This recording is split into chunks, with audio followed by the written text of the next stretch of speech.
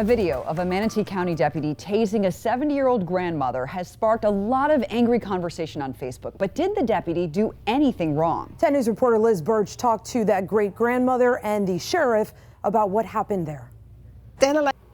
Let's get you in the know on some other stories that are topping headlines tonight. 2 people were shot and killed at a Sunday morning church service near Fort Worth, Texas. A live stream video captured the shooting at the West Freeway Church of Christ in White Settlement. An armed parishioner quickly shot and killed the attacker. Which I was told was well over 200 people. Investigators praised the heroic parishioners who stopped that gunman. Several people with guns jumped up to help protect their congregation. The man accused of stabbing 5 people during a Hanukkah celebration in Muncie, New York, is now facing federal charges. Family members say Grafton Thomas has a long history of mental illness but has never been violent before. The 37-year-old is now facing federal hate crime charges for an attack at a rabbi's home, according to a criminal complaint. Law enforcement found handwritten journals at his home, which included drawings of a Star of David and a swastika. A phone recovered from his car had repeated internet searches for why did Hitler hate the Jews. But Thomas's attorney says his client is not anti-Semitic. There is no anti-Semitism. The area where the attack happened has a large Jewish population and security is being increased. Today is one of the busiest days of the holiday travel season at Tampa International Airport. Aren't you jealous that you're not there? We're told everything for the most part is running smoothly. There's just a very large volume of travelers headed into and out of Tampa.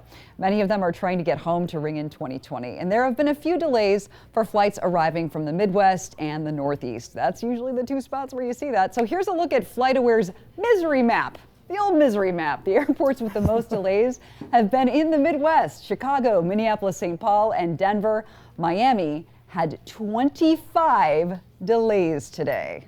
And that's a little not cooler that here. bad. Yeah. So TPA sent out a tweet this morning saying they expect 90,000 people through that airport today alone. They do a great job there, though. You got to hand it to them. Yeah. It's a good airport. It is one of the top-rated airports in the country, and looking like it's pretty good out there as far as weather goes today.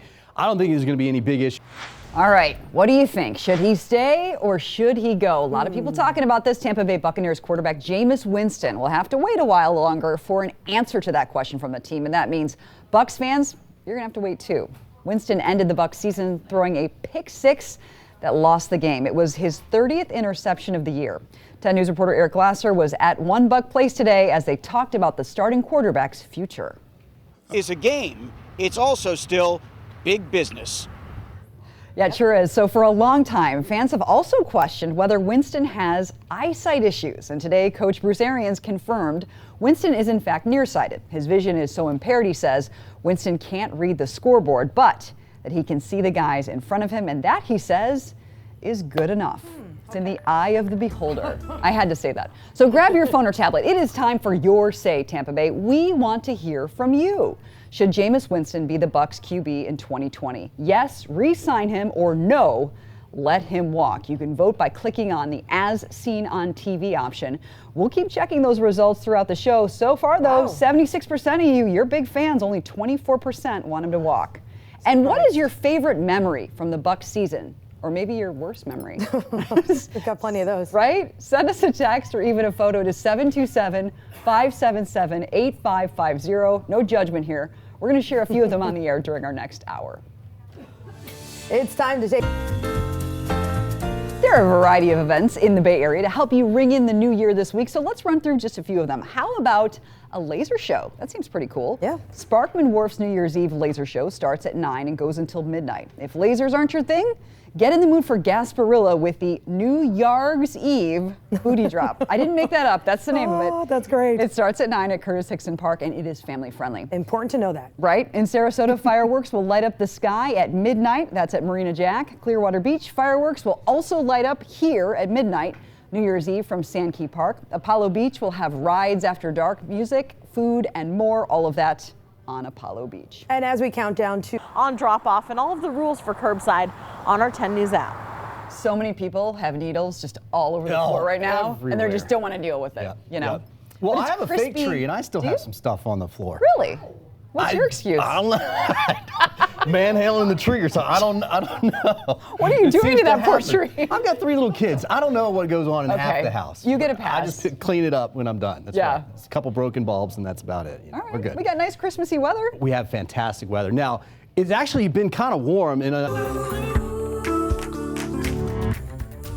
New Year is just a good time to reevaluate what's important to you, right? So dozens of Kentucky kids were part of an adoption event over the weekend, but this was a little different than what you might expect. Yeah, Carolyn Callahan shows you a tradition that dates back decades. They've just been smiling and laughing for 3 hours. It's great. And you need that. You need those stories, right? You do. I mean, you'd be cheesing there for hours. It's amazing to see their faces. Yep. And Stark says she asked people to help her with dog food, and she received nearly 800 cans in just 5 days, with some of the donations coming from as far away as Hawaii. Measles outbreaks are prompting schools across the country to take action. Thousands of students in Seattle have 10 days to get vaccinated, or they will not be allowed to go to school. Washington State suffered 2 measles outbreaks this year, one of them forcing a state of emergency. And this year, the U.S. has seen nearly 1,300 measles cases through November, the most in 27 years. Carter Evans has more on Seattle's effort to stop the spread. Some sad news to share. People from Georgia all the way to Washington are showing their support for Representative John Lewis, who announced he has advanced pancreatic cancer. When people hear about the congressman, they think of the word fighter, and that's exactly what politicians, former presidents, and loved ones expect from Lewis in this battle. He almost lost his life. Fight on, sir. Lewis will return to Washington in the coming days to work and to begin treatment, which he said will happen in the next few weeks, and we certainly wish him well. The Chinese scientist that helped create the world's first genetically edited babies is going to prison. He Jiankui is going to prison for 3 years for carrying out what the Chinese government called illegal medical practices. Last November, he alarmed the scientists all around the world, saying he successfully changed the genetic code of 2 baby girls. They were twins. Critics questioned his ethics and feared that this could open the door to designer babies. The scientist defended his work. According to Chinese state media, 2 other scientists in court said they had conspired with him and will go to prison as well. As you get disaster preparedness supplies. That's a lot. A lot. Luckily, there's no quiz. Busy. Right? Starting in January, census takers will start hitting remote parts of Alaska and Maine as part of the 2020 census. And in March, invitations will begin to go out to households asking communities to take part. The goal to make sure every person living in the U.S. is counted. But is the Census Bureau already sending out surveys? And some are wondering if those are legit. David Gonzalez verifies.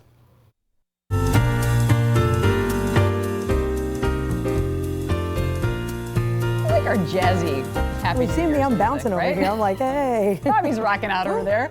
The new year is right around the corner, and whether you're staying home or heading out, you probably have a New Year's tradition or 2 that you celebrate. But have you ever wondered how other countries celebrate New Year's? Brightside's Caitlin Lockerbie shows us the other New Year's traditions around the world.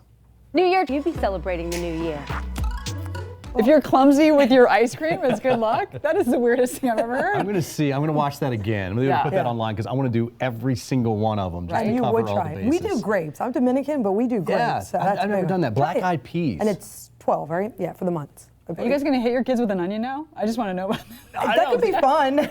You got a videotape. Weirdest thing I've ever heard. I tap them on the head. Yeah, okay. Don't call DCM. Just tap them on the head. Too late. The phone's ringing off the hook. It's gone. Over. Good luck. Hey, I'll pick them up. Okay. And then you can come. I won't tell them, but you can come over and visit your kids at my house. All right, sound good?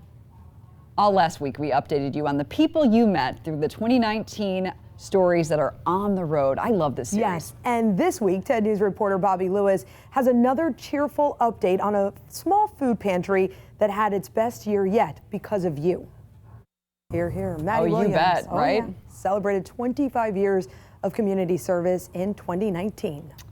Need more people like her. Yes. An erased cemetery was found under an apartment complex in Tampa, displacing the people who live there.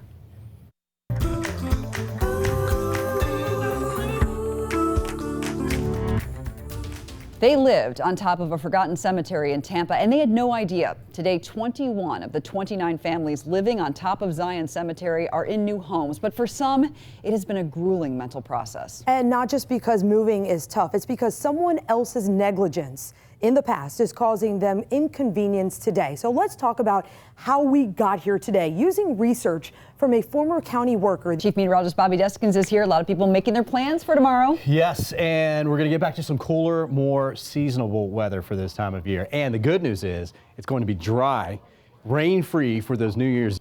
The Florida House of Representatives is opening investigation into possible improper or even illegal activities involving leaders at Moffitt Cancer Center. This started with the National Institutes of Health warning that China could be exploiting American medical research. Moffitt then began looking into its ties to China's Thousand Talents program. Moffitt's CEO, Dr. Alan List, resigned because of the connection to that program. The Florida House Speaker announced a committee will look into any possible meddling with taxpayer-funded research there. We're going to keep an eye on this story for you. Lawyers for James Daly are.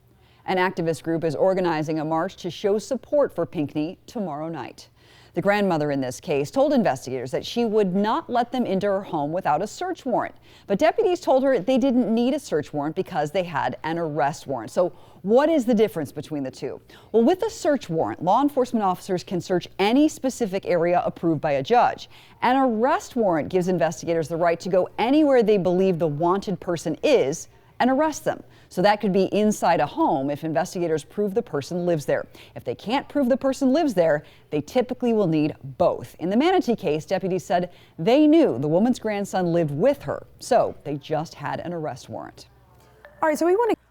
It's flipped. It totally flips. 62% saying let him walk, right? Yeah. Earlier today, it was the opposite though. They wanted him to stay. More people are voting. Okay, keep voting. We want to hear what you have to say. Again, WTSP.com/vote. 37% for re-signing, but it wasn't all bad. The Bucks improved throughout the year, and we're sure you had plenty of fun out at Ray J, so we want to see it. Send us your favorite pictures from the Buccaneers season right now. You can text them to us at the number on your screen at 727-577-8550. The Bucs season is done, but Ray J is not done hosting games just yet. The Outback Bowl kicks off there in just 2 days. Today, Auburn and Minnesota got a treat. They took a visit to the beach.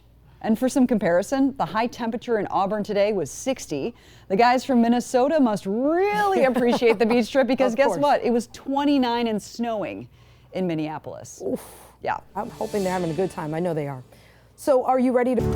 You've got just 1 day left to enjoy 2019, and with that comes the end of a decade. So no matter where you are, the Bay Area is giving you plenty of ways to ring in 2020. If you're looking in St. Pete, both the Waterfront Coliseum and the Coliseum have celebrations, multiple public celebrations going on in Tampa as well. Sparkman Wharf hosting its first ever light show with live music. Curtis Hickson is hosting a treasure chest drop that they are calling a booty drop. That is pirate booty, pirate related. Armature Works. Bobby's over here dancing. Very clear. Armature Works has fireworks. You can sit on their front lawn and watch those. And if you want your toes in the sand, go to Clearwater Beach. They have a fireworks show. All that very family friendly. Busch Gardens is staying open late with music and rides. The list could go on and on. So we put a list on WTSP.com. Even family friendly. I mean, you making family or what? Friendly for families Just to friendly attend. Family, right? Yeah, exactly. I'm so glad that she had to read that. Yeah, seriously. Every time I say booty, you know, the maturity level in here just drops, right? So we were 81 degrees today. It was warm. All right. It was very warm out there. Great. And humid. It will cool down and not be as warm and humid as it is in here right now. All right, so all throughout the show, we've been asking you for your pictures from Ray J this season. So let's take a look at what you sent in to us. So we got so many pictures of you guys in great costumes, some from opening day, some from late in the season. A great shot of Mike Evans from practice. Oh, yeah. And some really great photos. You know, it's great when you see the fans win or lose. Right. You enjoy, you're there with friends. Of course, a win is better. We have fair weather here, but we do not have fair weather fans. No, we do not. I'm ready for my Gators tonight. Let's change lanes a little. I'm going That's back to my probably alma better, mater. right? Thanks for watching 10 News this evening. Have a great night, and we'll see you back here tonight at 11.